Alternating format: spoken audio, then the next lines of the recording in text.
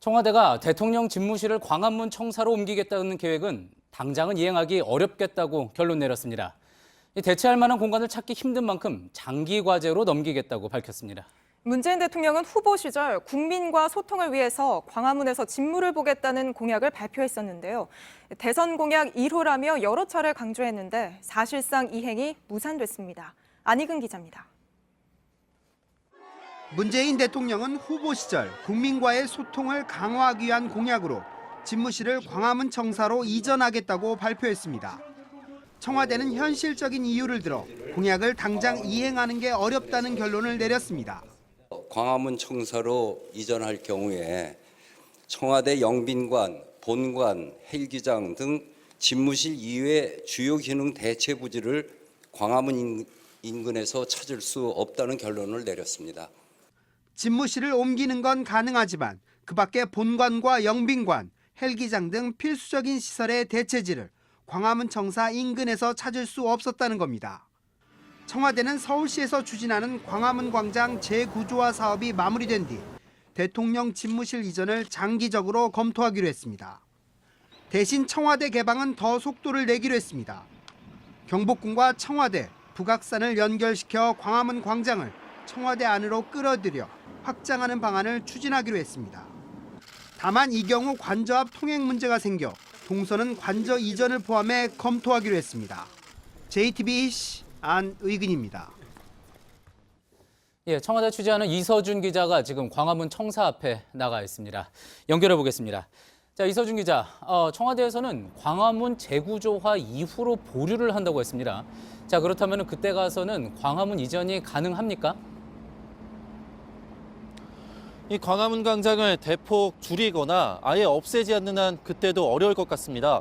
현행법상 이 대통령 관저 100m 내에서는 집회 시위를 금지하고 있죠. 그런데 이 광화문 청사, 이 담벼락에서부터 이 광화문 광장까지의 직선거리 50m 남짓입니다. 이 대통령이 광화문 시대를 열면은 이 광화문 광장에 사람들이 모일 수 없는 그야말로 광장의 기능을 잃게 되는 겁니다. 예. 자, 관저 때문에 그렇다면은 일단 관저는 청와대 지금 있는 자리에다가 그대로 두고 집무실만 옮겨오는 방안도 검토할 수 있지 않습니까? 네, 대통령이 청와대에서 이 광화문 청사로 출퇴근하는 방안인데요. 매번 이 경호 차량들이 붙는 등 이 막대한 경호 비용이 들 뿐만 아니라 이 출퇴근 시간에 경호 행렬로 인해서 이 광화문 일대 교통에 지장을 줄 우려가 있어서 폐기가 됐다고 합니다. 그래서 이 방금 말씀드린 것처럼 관저, 영빈관, 헬기장 등 대통령이 이용하는 모든 시설이 함께 옮겨와야 한다는 건데 유용준 자문위원은 광화문에 이전에 홀 만한 공간이 없다라고 했습니다. 예.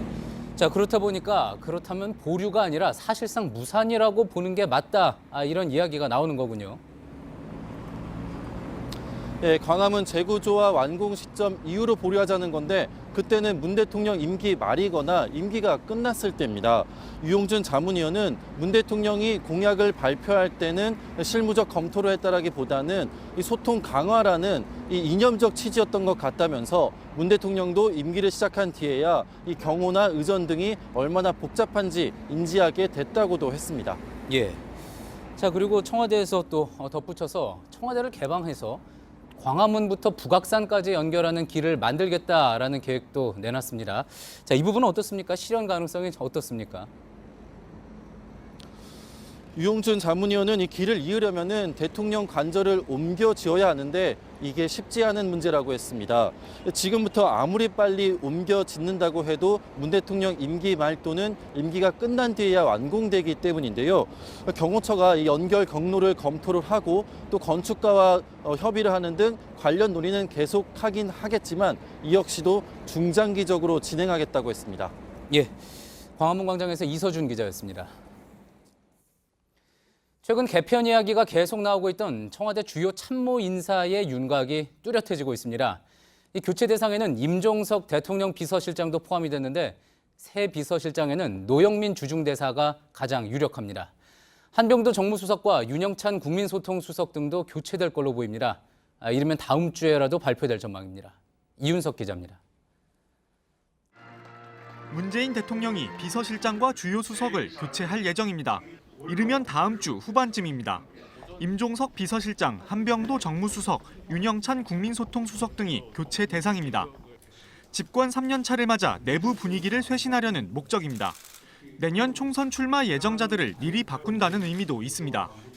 청와대 관계자는 검증이 빨리 끝나면 다음 주 대통령 신년 기자회견에 신임 인사들을 배석시킬 수 있다고 말했습니다. 후임 비서실장엔 노영민 주중대사가 사실상 확정적입니다. 여권 관계자는 노영민 대사가 비서실장으로 최종 단계에 있는 건 맞다고 말했습니다. 노 대사는 이른바 친문계 3선 의원 출신입니다. 당정청 내부 장악력이 강점으로 꼽힙니다. 정무수석엔 강기정 전 의원이 거론됩니다. 청와대 대변인을 지낸 박수현 국회의장 비서실장도 후보군입니다.